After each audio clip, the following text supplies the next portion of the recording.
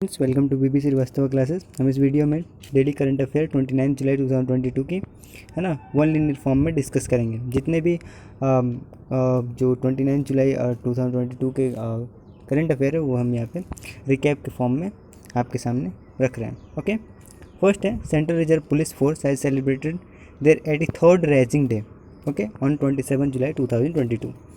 केंद्रीय reserve police बल CRPF ने 27 जुलाई 2022 को अपना 83वां स्थापना दिवस मनाया है। ठीक है, तो CRPF ने है ना अपना 83वां स्थापना दिवस कब मनाया है? 27 जुलाई 2022 को मनाया है। Okay, next, defence ministry has approved arms procurement worth ₹28,732 crore for army under buy India indigenously designed developed and manufactured category, giving a further boost to atmanirbharta in defence. Okay, तो रक्षा मंत्रालय ने भारतीय स्वदेशी रूप से है ना मतलब भारत में ही बना डिजाइन किया गया है, विकसित किया गया है, फिर निर्मित किया गया है। तो ये भारत का ही डिजाइंड है, डेवलप्ड है या फिर मैन्युफैक्चर्ड है। ठीक है, श्रेणी के तहत सेना के लिए 28,732 करोड़ रुपए के हथियारों की खरीद की मंजूरी दे दी है, जिससे रक्षा में आत्मनिर्भरता को और बढ़ावा मिलेगा। ठीक है, तो रक्षा मंत्रालय किस मंत्रालय ने इसकी मंजूरी दी है? रक्षा मंत्रालय ने मंजूरी दी है। कितने रुपए इसमें खर्च किए जाएंगे? तो 28,732 करोड़ रुपए के लिए है ना मंजूरी दी गई है। ठीक है, किसके लिए खरीदे जाएंगे? आर्मी के लिए। तो ये किसके लिए खरीदा जा रहा है? तो आर्मी के लिए खरीदा जा रहा है ना, ताकि हम क्या हो सके, हम क्या करते हैं, आर्म्स क्या करते हैं, इंपोर्ट करते हैं दूसरे कंट्री, जैसे US हो गया, रसिया हो गया, वहाँ से आर्म्स हम खरीदते हैं। ठीक है, तो उसको हम दूसरे पे डिपेंडेंट ना हो, अपने खुद पे डिपेंडेंट रहे, इसलिए है ना एक प्रोग्राम लॉन्च की गई है ना, indigenously designed developed and manufactured category, है ना। तो इसके तहत हम क्या करेंगे, हम अपने स्वदेश में ही हथियार बनाएंगे और हम उन कंपनी से ही हथियार खरीदेंगे, ताकि हमारी इकोनॉमी को भी फ़ायदा मिले और हम अपनी निर्भरता खुद से हम क्या कर सकें, हम अपनी ज़रूरत की आर्म्स जो है हम खुद प्रोड्यूस कर सकें, है ना। इसलिए है ना हम डिफेंस मिनिस्ट्री ने 28,732 करोड़ रुपए का है ना ये जो खरीद है इसको मंजूरी दे दी है। Okay, next, Maharashtra government has decided to ban single use disposable cups, है ना।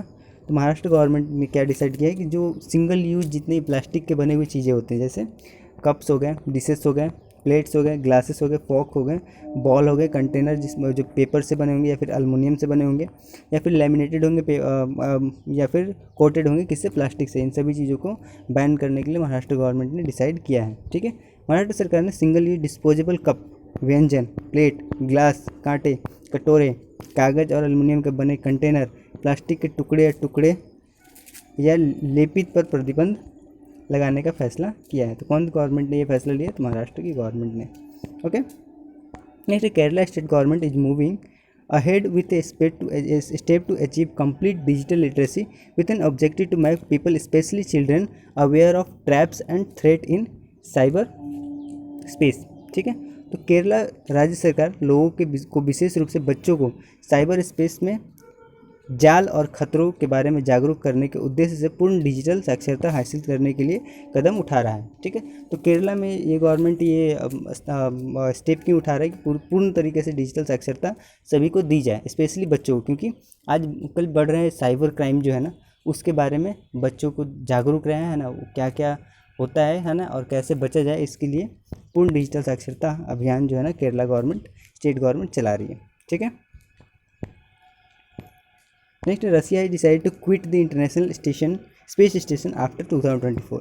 तो रसिया जो क्या डिसाइड किया है कि वो 2024 के बाद जो space station, international space station की जो वो जो प्रोजेक्ट है उसको ये क्या कर लेगा, क्विट कर लेगा।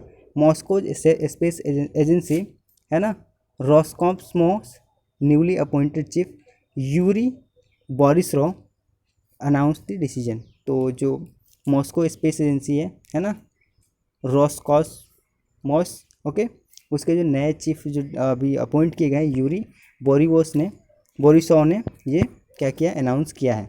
ठीक है, रूस ने 2024 के बाद अंतर्राष्ट्रीय अंतरिक्ष स्टेशन छोड़ने का फैसला किया है ना। मॉस्को की अंतरिक्ष एजेंसी, ठीक है, रोस्कोसमोस के नवनियुक्त प्रमुख यूरी बोरिसोव ने इस फैसले की घोषणा की। Okay, next, Bangladesh largest private carriers US Bangla airline has operated daily 2 daily flights to Kolkata from Dhaka from August 4, है ना। तो बांग्लादेश की सबसे बड़ी, है ना, प्राइवेट कैरियर जो है यूएस बांग्ला एयरलाइंस, है ना, यूएस बांग्ला एयरलाइंस, ये क्या करेगी, दिन भर में 2 चक्कर लगाएगी कलकत्ता से ढाका की। ओके, 4 अगस्त से। ओके, तो बांग्लादेश की सबसे बड़ी निजी वाहक यूएस बांग्ला एयरलाइंस को 4 अगस्त से ढाका से कोलकाता के लिए 2 दैनिक उड़ानें संचालित करनी है। ओके, नेक्स्ट है international cricket council ICC has confirmed that India will host the 2025 ICC women's ODI world cup. तो आईसीसी जो है, इंटरनेशनल क्रिकेट काउंसिल जो है, अंतर्राष्ट्रीय क्रिकेट परिषद, इसने कंफर्म किया है कि इंडिया 2025 में होने वाली आईसीसी वुमेन्स ओडीआई जो है वनडे इंटरनेशनल वर्ल्ड कप को होस्ट करेगा। ठीक है, वुमेन्स का वनडे इंटरनेशनल जो वर्ल्ड कप है 2025 में जो होने वाला है, उसको कौन होस्ट करेगा, इंडिया होस्ट करेगा। कौन कंफर्म किया, इंटरनेशनल क्रिकेट काउंसिल ने ये कंफर्म किया। अंतर्राष्ट्रीय क्रिकेट परिषद ने पुष्टि की है कि भारत 2025 आईसीसी महिला ओडीआई विश्व कप की मेजबानी करेगा। ओके, नेक्स्ट है Padmashri awardee doctor Sushobhan Bandopadhyay passed away at the age of 83 years. ठीक है, तो जो पद्मश्री सम्मानित है ना, डॉक्टर सुशोभन बंदोपाध्याय, है ना, इनकी 83 वर्ष की आयु में निधन हो गया है। ओके, नेक्स्ट है the ministry of earth science has finalize the national policy 2022 on blue economy for the country. तो national policy 2022 on blue economy for the country किसने लॉन्च किया है, तो मिनिस्ट्री ऑफ अर्थ साइंस ने क्या किया है, फाइनलाइज किया है इसे। मिनिस्ट्री ऑफ अर्थ साइंस ने national policy of 2022 on blue economy means sea से रिलेटेड, सी से हम जितने फिशिंग होता है, जितने मिनरल्स वगैरह मिलते हैं वो सब हम करते हैं, उससे हम क्या बोलेंगे, ब्लू इकोनॉमी, है ना। जो भी चीज़ें जो हमारी इकोनॉमी में कंट्रीब्यूट करती है और वो कहाँ से रिलेट होती है, ओशियन से रिलेट होती है या सी से रिलेट होती है, उसे हम क्या बोलते हैं, ब्लू इकोनॉमी बोलते हैं। तो national policy 2022 on blue economy किसने अनाउंस किया है ना, किसने फाइनलाइज किया है, तो मिनिस्ट्री ऑफ अर्थ साइंस ने फाइनलाइज किया है। ठीक है, पृथ्वी विज्ञान मंत्रालय ने देश के लिए नीली अर्थव्यवस्था पर राष्ट्रीय नीति 2022 को अंतिम रूप दे दिया है। ओके, नेक्स्ट है doctor Bharati Pravin Pawar, union minister of state for health and family welfare, as she chaired this national family planning summit 2022। तो डॉक्टर जो भारती प्रवीण पवार हैं, जो कि यूनियन मिनिस्टर हैं ऑफ स्टेट है, मिनिस्टर ऑफ स्टेट है यूनियन की हेल्थ एंड फैमिली वेलफेयर की, इन्होंने चेयर किया नेशनल फैमिली प्लानिंग समिट 2022 को। ओके, डॉक्टर भारती प्रवीण पवार केंद्रीय स्वास्थ्य और परिवार कल्याण की राज्य मंत्री है ना, स्टेट मिनिस्टर है, के रूप में उन्होंने राष्ट्रीय परिवार नियोजन शिखर सम्मेलन 2022 की अध्यक्षता की। ओके, तो इस वीडियो में इतना ही। Thank you, stay tuned.